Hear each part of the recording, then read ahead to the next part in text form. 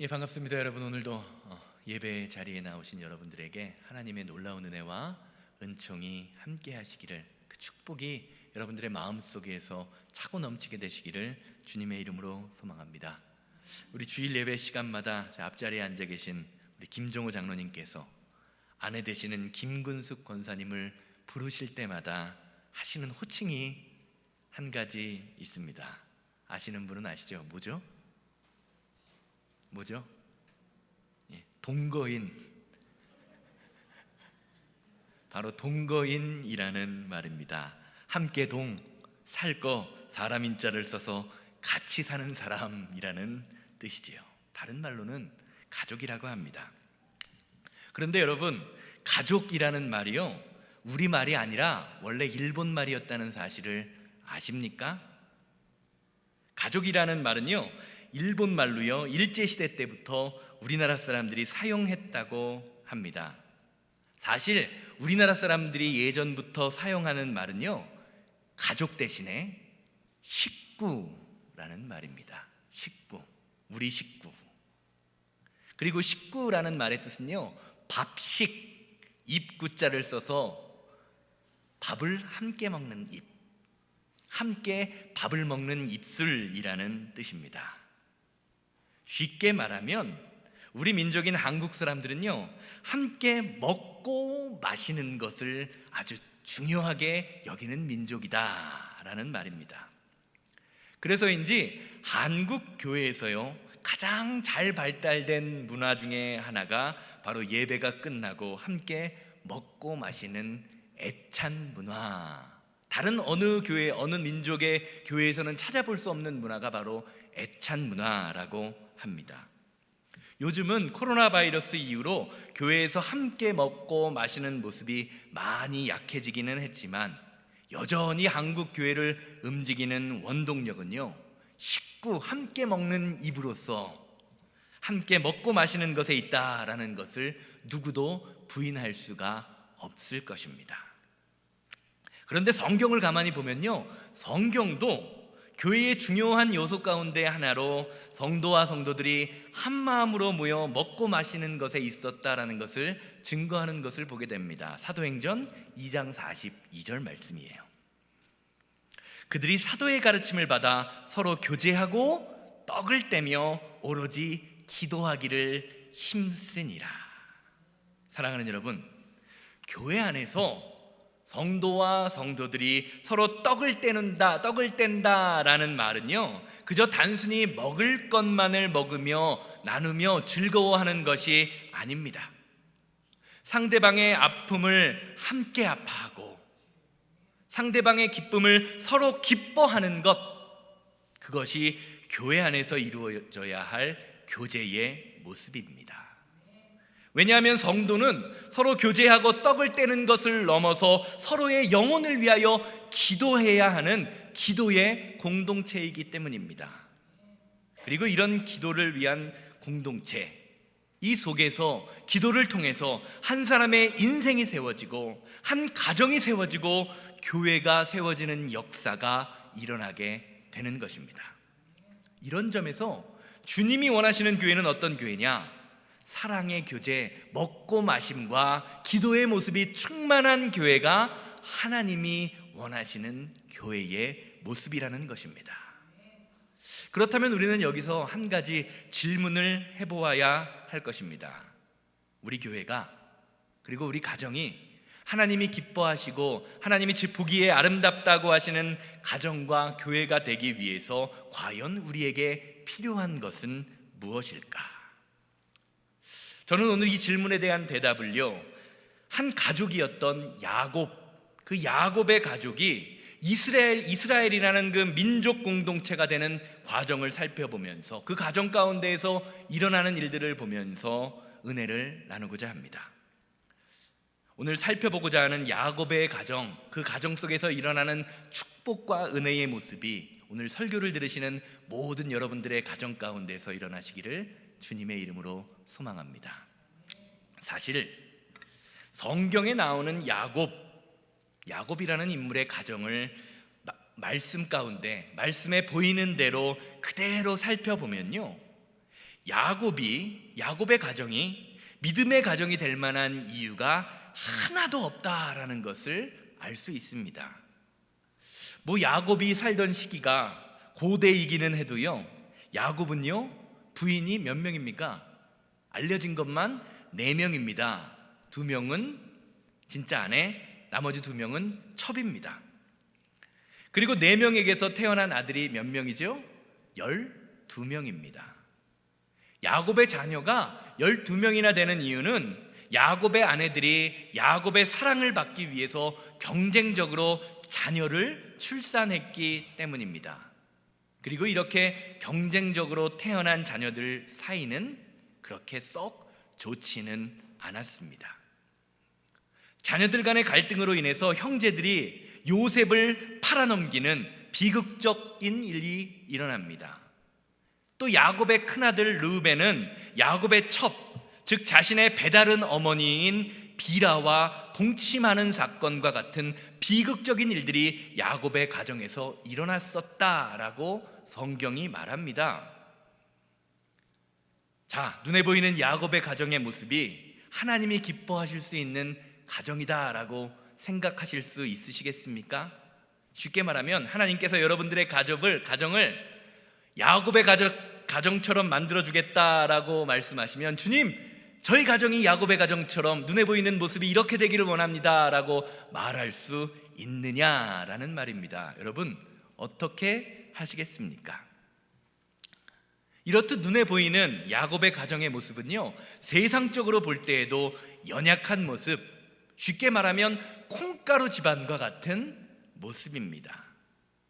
야곱의 가정은요, 세상을 이길 힘이 없어서 세상에 끌려다닙니다. 자신들의 감정을 억제할 줄 몰라 동생을 팔고 어머니를 범하는 악한 사람들이 모인 가정의 모습입니다. 그런데 하나님께서는요, 이 야곱의 가족을 하나님의 나라 이스라엘을 대표하는 가정으로 만드십니다. 세상적으로 볼 때에는 손가락질 받을 만한 사람들이지만 하나님께서 하나님의 손으로 그 가정을 다시 빚어내신 것입니다. 그리고 그 출발점이 되는 모습이 바로 오늘 본문 말씀입니다.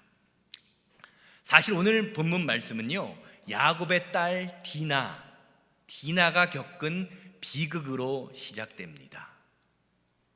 히위 족속의 성에 놀러 갔던 야곱의 딸 디나가 히위 족장의 아들 세겜이라는 자에게 성폭행을 당합니다. 그러자 디나의 오빠인 시므온과 레위가 분에 차올라 복수를 합니다. 히위 족속을 속여서 모든 남자들에게 할례를 받게 만들고, 할례를 받은 남자들이 움직이기 어려운 틈을 타 그 성에 들어가서 성에 있는 모든 남자들을 다 죽여버립니다. 결국 복수가 또 다른 원수를 만드는 일이 생긴 것입니다. 그리고 성경은 이 비극이 초래된 원인을 다음과 같이 증거합니다. 창세기 34장 1절 말씀입니다. 레아가 야곱에게서 낳은 딸 디나가 그 땅의 딸들을 보러 나갔더니, 성경은 야곱의 딸이 상처를 입은 이유에 관하여 세겜의 여자들을 보러 나갔다라고 증거하고 있습니다. 이 말은요, 디나가 이방 문화, 세상 문화를 보는 것이 나쁘다라는 말을 증거하는 것이 아닙니다. 이어지는 말씀을 보면요, 디나의 문제는요, 자신의 아름다움을 볼 줄 모르는 데 있었습니다. 창세기 34장 1절 이후의 말씀을 보면 족장의 추장인 세겜이 디나가 너무나 아름다워서 디나에게 연연하고 사랑했다라고 말합니다. 그런데 디나는 자신의 스스로의 아름다움은 인식하지 못한 채 세상의 아름다움을 쫓아갔던 것입니다. 사랑하는 여러분, 교회는, 성도는 세상에 존재합니다. 그렇기에 성도가 세상 사람들과 함께 살면서 그들과 화평한 관계를 맺는 것은 당연한 일입니다. 매우 중요한 일입니다. 그렇다고 해서 세상의 타락한 문화까지 함께 마구 공유해서는 안 됩니다. 먼저 우리 안에 있는 더 좋은 것이 있음을 믿음으로 발전시켜서 세상이 우리를 구경 올 수 있도록 만드는 것, 그것이 교회의 사명이 되어야 합니다. 우리 교회가 그런 교회가 되어야 한다는 것이지요. 믿지 않는 사람들이 우리 교회를 찾아오면서 우리 새생명교회에 선한 것이 있구나, 아름다운 것이 있구나라는 것을 발견해야 한다는 것입니다. 그래서 예수님께서는요, 세상과 교회를 향하여 무엇이라고 말씀하십니까? 너희는 세상을 비추는 빛이다 라고 말씀하십니다. 마태복음 5장 14절에서 16절 말씀입니다. 너희는 세상의 빛이라. 산 위에 있는 동네가 숨겨지지 못할 것이요, 사람이 등불을 켜서 말 아래에 두지 아니하고 등경 위에 두나니 이러므로 집안에 있는 모든 사람에게 비치느니라. 이같이 너희 빛이 사람 앞에 비치게 하여 그들로 너희 착한 행실을 보고 하늘에 계신 너희 아버지께 영광을 돌리게 하라. 사랑하는 여러분, 여러분은 무엇을 통하여, 무엇으로 세상을 향하여 빛을 비추며 하나님을 향한 영광을 돌리고 계십니까? 성도는 세상을 구경하거나 세상의 방법으로 문제를 해결하는 사람이 아닙니다. 나중에 말씀드리겠지만 오늘 본문 말씀을 보면 야곱의 가정에 하나님이 원하셨던 문제 해결 방법이 있습니다. 그런데 야곱의 식구들은 어떻게 했습니까? 그냥 분에 차올라서 어쩔 수 없어서 자신의 동생이 수치를 당하자 하나님의 방법이 아닌 세상의 방법인 복수로 문제를 해결하려고 합니다. 그 결과가 무엇입니까? 이제는 가족 모두가 몰살되어 버릴 위기에 처합니다. 사랑하는 여러분, 교회는 우리의 문화를 통하여 세상을 이끌어 나가고 변화시키는 곳입니다. 그렇지 않으면 나도 모르는 사이에 교회 안에 세상의 문화, 세상의 원리, 세상의 논리들이 자리를 잡게 됩니다. 이 시대의 교회를 한번 보시기 바랍니다. 얼마나 많은 유럽의 교회들, 서양의 교회들이 술집으로 바뀌고 있습니까? 얼마나 많은 교회들이 세상으로부터 비웃음을 당하고 있습니까? 우리 교회가 그렇게 되지 말란 법이 어디 있습니까? 우리 자녀들이 세상에 나아가 수치를 당하지 말라는 법이 또 어디 있습니까? 정신을 바짝 차려야 합니다. 그렇지 않으면 세상을 변화시키는 교회가 아니라 세상에 정복될 수밖에 없는 힘이 없는 교회와 성도의 모습으로 이 세상을 살아갈 수밖에 없음을 우리는 믿음으로 바라보아야 하는 것입니다. 이것이 야곱의 가정을 통하여 우리에게 주시는 주님의 메시지인 것입니다. 자, 그러면 저와 여러분들이 교회와 가정을 변화시키고 세상을 변화시킬 수 있는 방법은 과연 무엇일까요? 오늘 본문 말씀이 그것에 대한 해결책을 제시하고 있습니다. 창세기 35장 1절 보시기 바랍니다. 하나님이 야곱에게 이르시되 일어나 베델로 올라가서 거기 거주하며 내가 내 형 에서의 낯을 피하여 도망하던 때에 내게 나타나셨던 하나님께 거기서 제단을 쌓으라 하신지라. 지금 야곱의 가정을 잘 살펴보세요. 지금 야곱의 가정은요, 생사를 다투는 문제 가운데 있습니다. 이 문제를 해결하지 않으면 가족이 다 죽을 수도 있는 위급한 상황입니다. 그런데 하나님께서는 야곱에게 당장 눈앞에 닥친 문제를 해결할 수 있는 비결을 알려주시는 것이 아니라 어떻게 하라고 하시죠? 예배를 위한 제단을 쌓으라 라고 말씀하고 계십니다. 더군다나 하나님이 말씀하시는 그 베델이 있는 그 제단은요, 히위 족속이 거하는 곳과 떨어져 있는 곳이 아니라 더 가까운 곳입니다. 인간적으로 볼 때 하나님께서는 해결책을 주신 것이 아니라 도리어 문제 앞으로 나아가라라고 말씀하고 계시는 것입니다.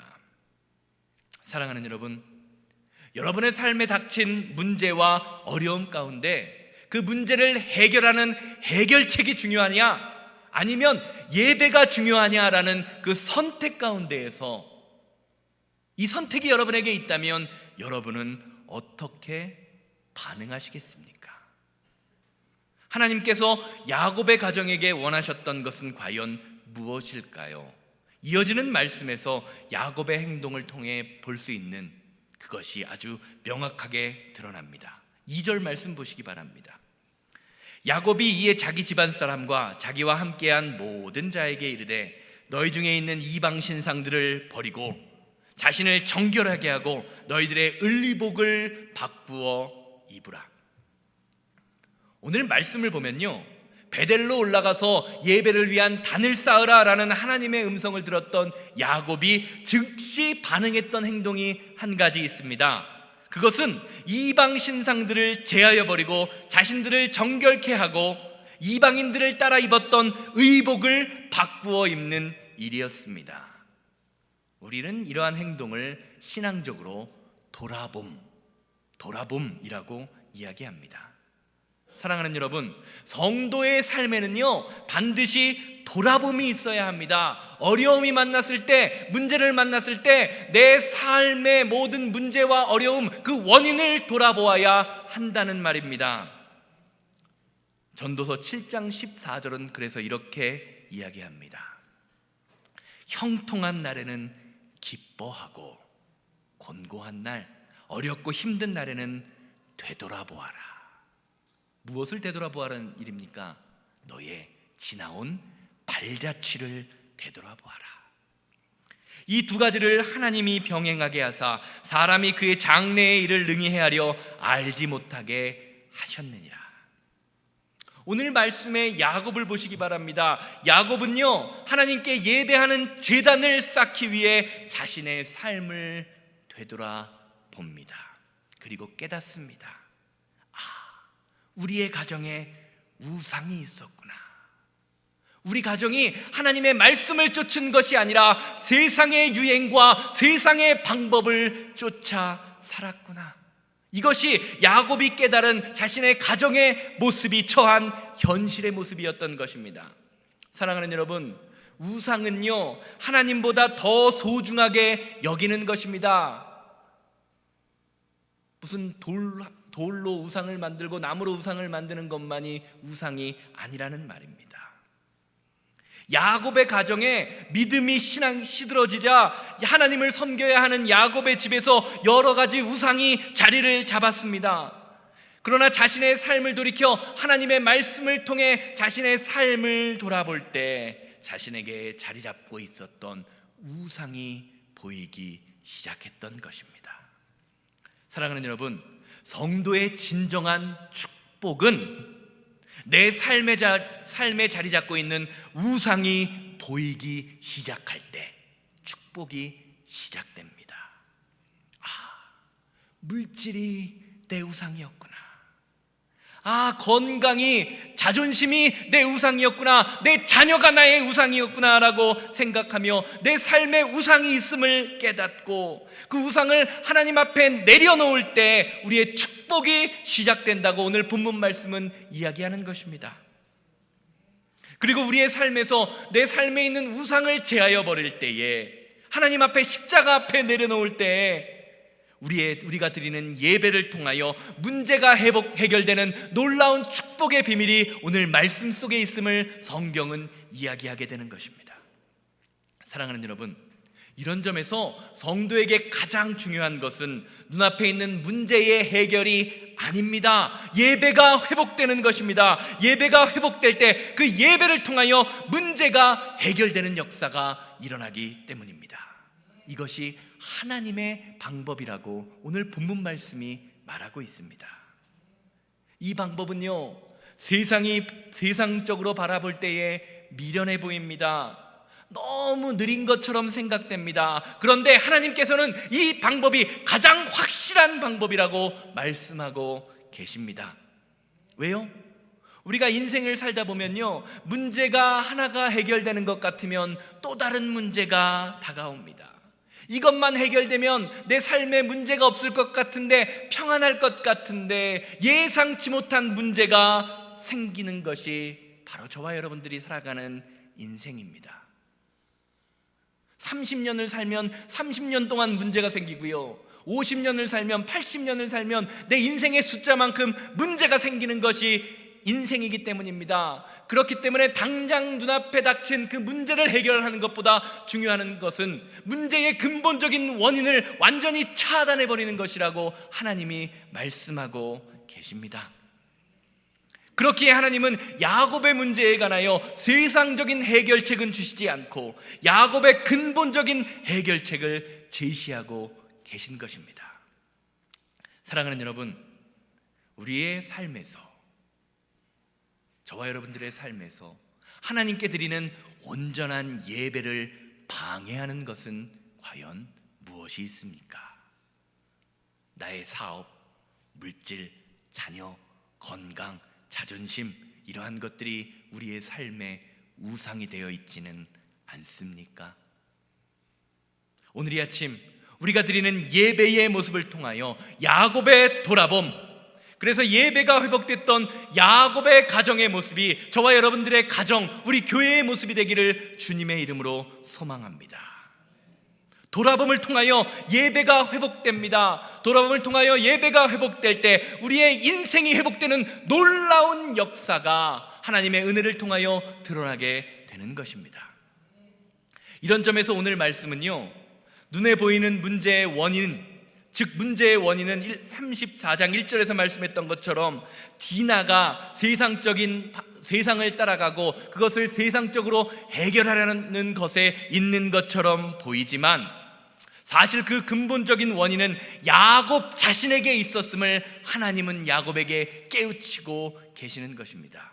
7절 말씀 한번 보시기 바랍니다.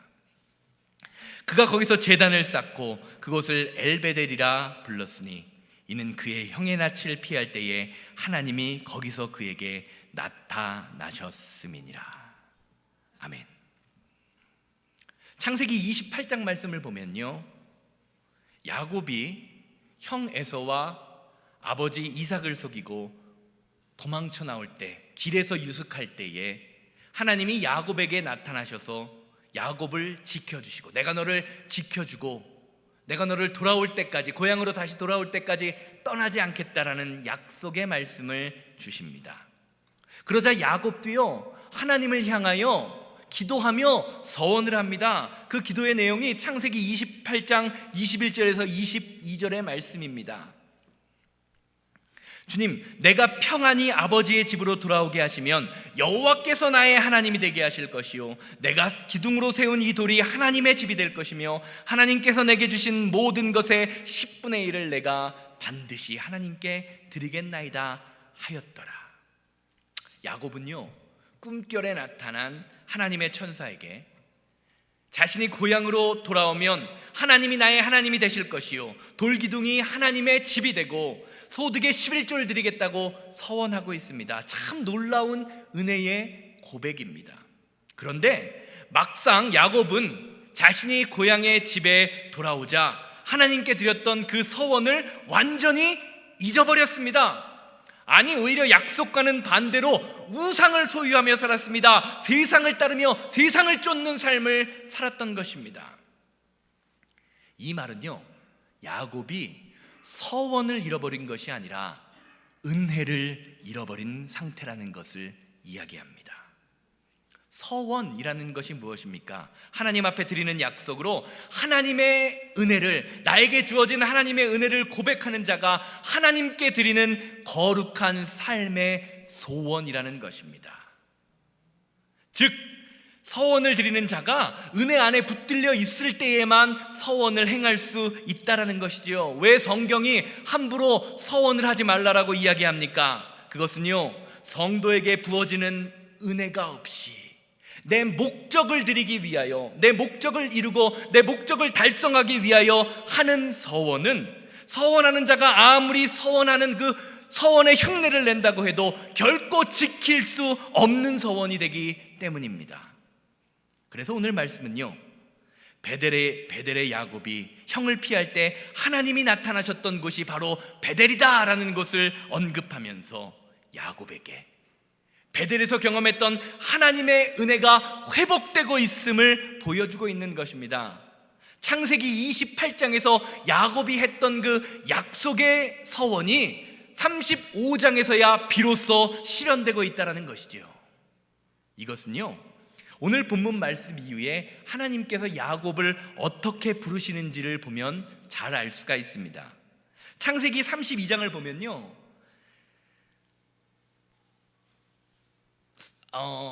외삼촌 라반의 집에서 성공하여 돌아오는, 금이 환영하며 집으로 돌아오는 야곱이 야복 강가에 멈추며 시간을 보내는 장면이 나옵니다. 왜 그랬을까요? 형이 무서웠기 때문입니다. 형이 자신을 죽일까봐 걱정이 됐던 것입니다. 그때 하나님의 천사가 야곱에게 나타납니다. 밤새도록 그 천사와 씨름하던 야곱은요, 어떻게 됩니까? 하나님을 이긴 자라는 뜻의 이스라엘이라는 이름을 갖습니다. 창세기 32장 28절 말씀 보시기 바랍니다. 그가 이르되 내 이름을 다시는 야곱이라 야곱이라 부를 것이 아니요 이스라엘이라 부를 것이니 이는 내가 하나님과 및 사람들과 겨루어 이겼음이니라. 분명히 32장 말씀은요, 야곱의 이름을 다시는 야곱이라고 부르지 않고 이스라엘이라고 부르겠다고 말씀하십니다. 그런데 창세기 32장 이후의 말씀을 보면요, 아무리 눈을 씻고 찾아봐도 하나님께서 성경이 야곱을요 이스라엘이라고 부르지 않습니다. 그냥 전과 같이 똑같이 야곱이라고 부릅니다. 그런데 오늘 말씀 35장 말씀 이후에 야곱의 예배가 회복되고 제단을 쌓은 이후에 35장 10절 말씀에서 32장 28절과 똑같은 동일한 약속의 말씀을 주십니다. 그러면서 똑같은 약속을 하시면서 성경 말씀 35장 이후의 말씀을 보면요, 점점 야곱을 이스라엘과 야곱으로 번갈아 부르기 시작합니다. 그러더니 결국에는요, 야곱의 자손들이 세운 나라를 뭐라고 부르죠? 12지파가 세운 나라를 이스라엘이라고 부르는 것을 보게 됩니다. 사랑하는 여러분, 하나님께서 야곱의 가정의 예배의 회복을 통하여 주시고자 하셨던 것은요, 야곱이 잃어버렸던 그 은혜를 회복시켜주기 위함이셨습니다. 세상에 빠져서 은혜를 잃어버렸던 야곱의 가정을 그냥 내버려 두실 수가 없었던 것입니다. 그리고 하나님께서는요, 이렇게 은혜를 잃어버린 야곱의 모습을 우리에게 보여주시면서 오늘을 살아가고 있는 저와 여러분들에게도 은혜를 잃어버리면서 살아가는 것은 안 될 일이라는 것을 말씀하고 계십니다. 세상에 빠져서, 우상에 빠져서 잃어버린 저와 여러분들의 가정의 은혜를 회복하기 원하신다는 말입니다. 그래서 이제는 더 이상 세상에 이끌려 사는 사람이 아니라 하나님의 은혜와 말씀에 이끌려 예배가 회복되는, 은혜가 회복되는 삶을 살기를 원하시고 계십니다. 이것이 야곱의 가정을 통하여 우리에게 이루고자 하는 하나님의 비밀입니다. 결론적으로 말씀드리겠습니다. 우리가 신앙생활을 하는 누구라면 믿음의 가정을 세우기를 원하실 것입니다. 그러시죠? 그럼 믿음의 가정이란 과연 무엇입니까? 믿음의 가정은 하나님의 손에, 하나님의 말씀에 의하여 빚어지는 가정을 말합니다. 야곱의 가정을 통하여 하나님이 말씀하시는 것이 바로 이것입니다. 세상적으로 보기에는 콩가루 지방 같은 야곱의 가정을 하나님께서 빚으시고 계십니다. 말씀이 없으니 말씀을 주십니다. 예배가 없으니 예배의 회복을 일으키십니다. 은혜를 잃어버렸으니 은혜를 회복시키고 계시는 것입니다. 이것이 저와 여러분들의 삶에 일어나야 한다는 것이지요. 그렇지 않으면 우리는 여전히 하나님의 말씀을 붙들고 산다고 하면서도 세상에 이끌리고 물질에 이끌리고 질병에 끌려다닐 수밖에 없는 인생을 살아가게 됩니다. 성도는 이러한 세상 것들에 끌려다니는 인생이 아니라 말씀에 끌리고 예배에 끌리고 은혜에 끌리고 십자가에 끌리는 인생을 살아야 합니다. 그것이 저와 여러분들을 오늘 이 자리에 부르신 목적입니다. 오늘 어린이 주일입니다. 아마 지난주 광고 드린 것처럼 우리 성도님들 아이들에게 작은 선물을 준비하셨을 것입니다. 우리 교회의 아이들에게 성도님들이 세상 것만을, 그저 사탕 한 개, 선물 한 개만을 주지 않기를 바랍니다. 대신에 은혜를 전해주고 예배를 전해주고 그리스도 예수님의 사랑을 전해주는 우리 믿음의 가정, 믿음의 교회가 되기를 주님의 이름으로 소망합니다. 세상 것은요, 여러분도 인생 살아보셨잖아요. 세상 것은요, 우리 인생에 잠시 만족을 줍니다. 사탕을 주면요, 사탕을 받는 순간 그리고 먹는 순간만 행복합니다. 그런데 우리 가정에 그리고 우리 자녀들에게 예배가 회복되고 은혜가 회복되면요, 그 은혜가 우리 자녀들의 평생의 삶을 지켜주고 평생의 삶을 보호해주고 인도해 갈 것입니다. 좋은 가정, 좋은 자녀, 좋은 인생을 만들어주시는 분은 바로 우리가 믿는 하나님입니다. 이 시간 다 같이 자리에서 일어나셔서 은혜 부르시고, 주님, 우리의 가정이, 우리의 교회가, 우리의 자녀들이 주님의 은혜 가운데 살아가기를 원합니다. 세상 것만을 쫓아다니며 세상 것에 만족하는 인생이 아니라, 주님, 이 자녀들을 통하여, 우리 가정을 통하여 하나님의 은혜가 회복되는 믿음의 가정, 그 능력이 나타나게 하여 주시옵소서. 다 같이 통성으로 기도하고 축도로 예배를 마칩니다.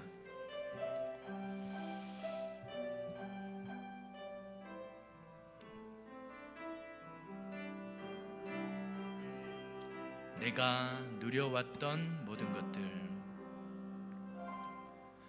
내가 누려왔던 모든 것들이, 내가 지내왔던 모든 시간이, 내가 걸어왔던 모든 순간이 당연한 것 아니라 은혜였소. 아침 해가 뜨고 저녁에 노을, 봄의 꽃 향기와 가을의 열매, 변하는 계절의 모든 순간이 당연한 것 아니라 은혜였소. 모든 것이 은혜,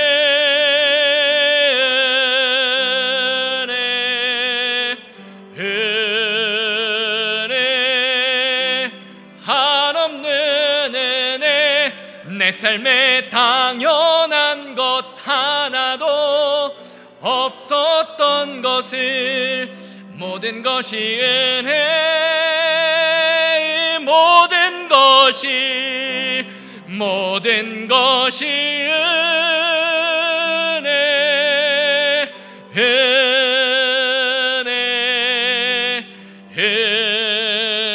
은혜, 한없는 은혜, 내 삶에 당연한 것 하나도 없었던 것을, 모든 것이 은혜.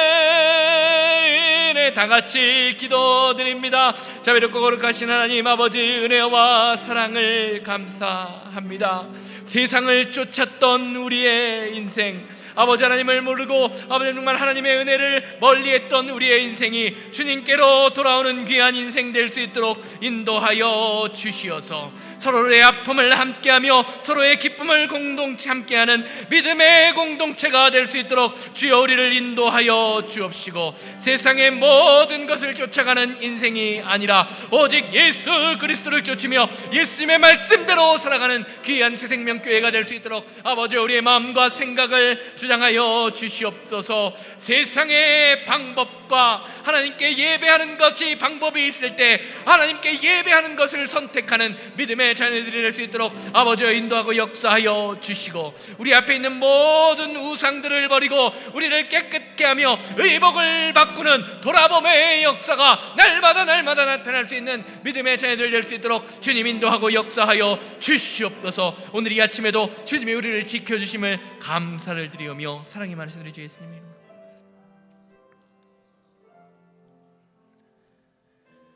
주님, 우리 안에 있는 아름다움과 우리 안에 있는 거룩함과 우리 안에 있는 은혜와 능력은 바라보지 못하고 세상을 쫓았던, 세상만을 향했던 우리의 인생을 불쌍히 여겨주시옵소서. 세상의 방법으로 살아가는 사람이 아니라, 이제는 더 이상 세상 것을 쫓는 사람이 아니라 오직 하나님께 예배함으로 하나님의 부르심에 합당한 믿음의 자녀로서의 삶을 살게 하여 주시어서 우리에게 잃어버린 은혜, 잃어버린 말씀, 잃어버린 능력이 회복되는 귀한 믿음의 가정으로 우리가 설 수 있도록 주님 우리를 축복하여 주시옵소서. 이제는 우리 주 예수 그리스도의 은혜와 아버지 하나님의 거룩하심과 성령님의 감화감동 역사하심이 예배를 마치고 삶의 자리로 돌아가 우리의 예배의 회복을 통하여 은혜의 회복을 원하는 우리 성도님들의 삶과 가정과 사업장 만나는 모든 사람들 위해 이제로부터 영원토록 함께 있을지어다. 아멘.